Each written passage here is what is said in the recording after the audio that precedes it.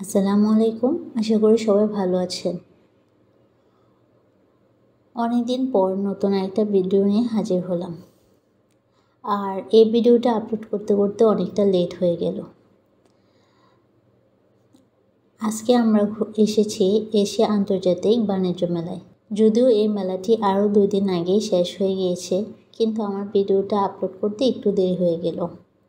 আসলে এখন এতই ব্যস্ত যে সময় করে ভিডিওটি এডিট করে ভয়েস ওভার করে আপলোড করব, সেটাই করতে পারছি না। তাও যেহেতু মেলায় ঘুরতে গিয়েছিলাম আর ভিডিও করা হয়েছিল, ভাবলাম আপনাদের সাথে শেয়ার করি। আর এই মেলাটা কিন্তু হয়েছিল চিন্মৈত্রী সম্মেলন কেন্দ্রে। এখানে টিকিট মূল্য ছিল 20 টাকা করে। আর টিকিট কেটে পাশ দিয়ে ঢুকে প্রথমে চোখে পড়ে একটা কাশ্মীরি শালের দোকান। আর এখানে কিন্তু শালের সাথে সাথে অনেক ড্রেসও ছিল। কাশ্মীরি শালগুলো যেমন ভালো লাগে, সেই সাথে কাশ্মীরি এই ড্রেসগুলো অনেক সুন্দর ছিল। তবে এই ড্রেসগুলো শুধু যখন আমাদের দেশে অতিরিক্ত শীত পড়বে তখনই পরা যাবে। এছাড়া গরমের সিজনে তো আর এই ড্রেসগুলো পরা যাবে না। আর এর পাশেই ছিল একটা ব্লেজারের দোকান। আর ব্লেজারের দোকানে তো বাণিজ্য মেলায় সবসময় অফার চলে, তো এখানেও অফার চলছিল। এখান থেকে আমার হাজব্যান্ড একটা ব্লেজার কিনেছিল।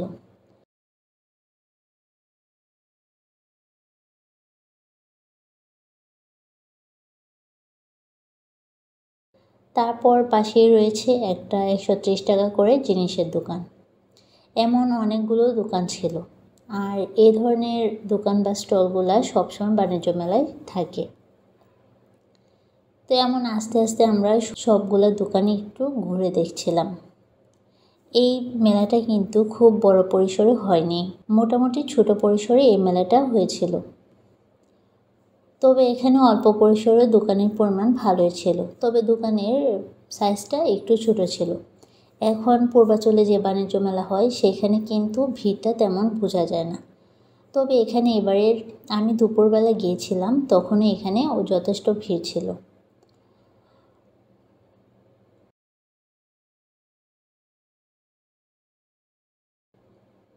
আর এই পাশটায় একটা পাকিস্তানি জুতার শপে আমি জুতা দেখছিলাম। এমন জুতার শপও এখানে অনেকগুলোই ছিল, তবে বেশিরভাগ শপের জুতার ডিজাইনগুলো অনেকটা এক টাইপের ছিল।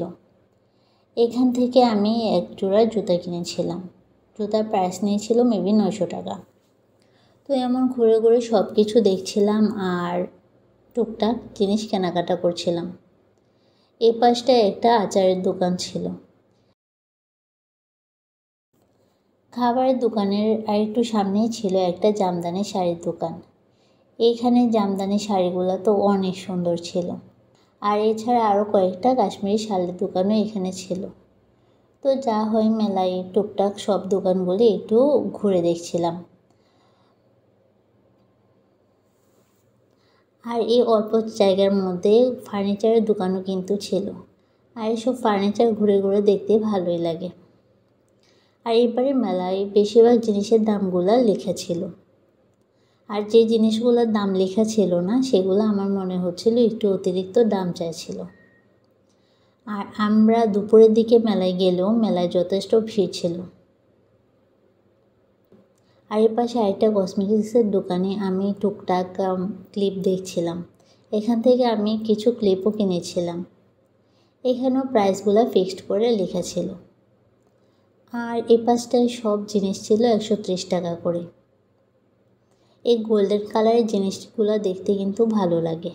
জানি না এগুলোর কালার আসলে ঠিক থাকবে নাকি নষ্ট হয়ে যাবে, সে বয়ে আর কিছু কেনা হয়নি। তবে আমার কাছে এই জিনিসগুলো ভীষণ ভালো লাগে। এরপর একটা ওয়ান পিসের দোকানে ঢুকলাম। এখানেও সব ড্রেসের প্রাইস লেখা ছিল। এখানে বেশিরভাগ ড্রেসের প্রাইস 500 টাকা থেকেই শুরু হয়েছিল। 500, 600, 700 এমন টাকায় এখানে অনেক ওয়ান পিস টপস এগুলো ছিল। এরপর এই থ্রি পিসের দোকান থেকে একটু ঘুরে থ্রি পিসগুলো দেখলাম। এখানে কিছু কিছু ড্রেস ভালোই লাগছিল। তারপরে এখানে একটা দোকান থেকে একটু চিপস কিনে নিলাম। আর এখানে কয়েকটি পিঠার দোকান ছিল। এখান থেকে আমরা পিঠেও খেয়েছি। এ পাশটায় পিঠার দোকান ছাড়াও আরও কয়েকটা খাবার দোকান ছিল। আসলে মেলায় এত হরেক রকমের পিঠা পাওয়া যায় আমি আগে দেখিনি।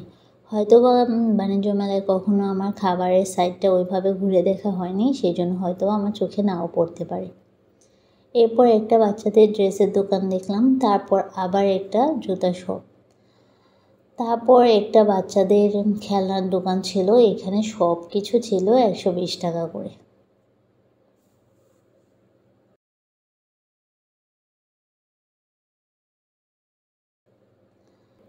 আর এর পাশে একটা সিরামিকের জিনিসের দোকান ছিল।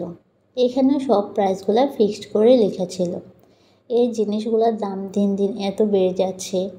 আগে কিন্তু এই জিনিসগুলোর দাম আরও অনেকটাই কম ছিল, তবে এখন এই সব জিনিসের দাম অনেক বেড়ে যাচ্ছে।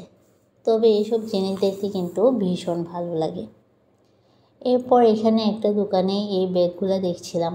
এই ব্যাগগুলো কিন্তু ভীষণ সুন্দর।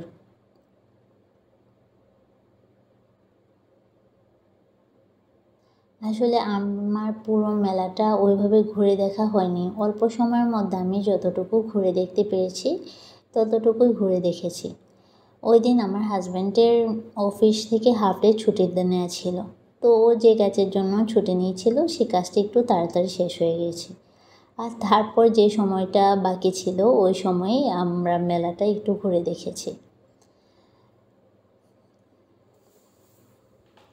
এখানে এই পাশটায় আমি কিছু ওয়ান পিস দেখছিলাম, তবে ওয়ান পিসগুলো আমার অনেক পছন্দ হলেও এগুলো আমার সাইজে হবে না। তারপর আরও কিছু ড্রেসের দোকান, শাড়ির দোকান, এগুলো একটু দেখলাম। এই পাশটায় একটা মাটির জিনিসের দোকান ছিল। মাটির জিনিসের সাথে এখানে অনেক রকমের আর্টিফিশিয়াল ফ্লাওয়ারও ছিল, আর এই ফ্লাওয়ারগুলোও কিন্তু অনেক সুন্দর। যদিও এগুলো মেলা ছাড়াও এখন সব জায়গাতেই কিনতে পাওয়া যায়, তবে দেখতে ভালো লাগে।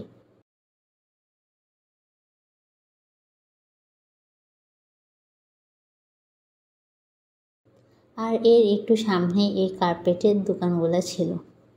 এসব জিনিস যদিও কেনা হবে না, কিন্তু একটু ঘুরে দেখা, কিছু কিছু জিনিস ঘুরে দেখতেও ভালো লাগে।